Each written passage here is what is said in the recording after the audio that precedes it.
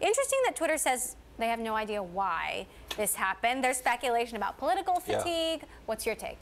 Well, it's a struggling business model. It has been for a long time. I mean, the user growth numbers are important, and there was an argument made for a while that maybe the user growth numbers didn't have to be so bad. That you don't want to have 300 million TV channels. You just want to have the good stuff. So maybe enough good people are on Twitter, people like you, and maybe some other people who aren't so good, like me. But that's enough for Twitter, and that's enough for Twitter to work.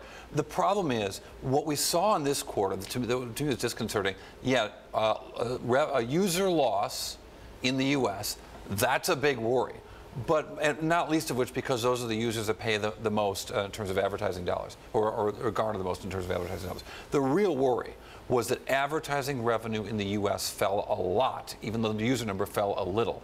And that's a great concern. What it means is that advertisers are paying less to reach the most mature Twitter audience out there. That's a long-term problem for this business. What is the most perplexing about this to me is that Twitter could not be more in the center of the cultural zeitgeist than it is right now. This is where President Trump every single day is making explosive statements, breaking news, and yet Twitter's not growing or benefiting from that. Well, but the recognition of what Twitter is has certainly grown. But if you can take the tweets, it doesn't necessarily matter for Twitter. So here's the problem.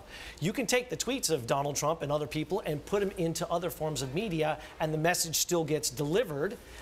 It doesn't necessarily have to be about Twitter being mass media. And to me, this is the thing we need to think about is, maybe this notion that Twitter was ever going to appeal to an enormous mass audience has been flawed from the start. And what if instead we just say, you know what, it's a small, focused media opportunity, and it has an attractive audience that we're going to sell to.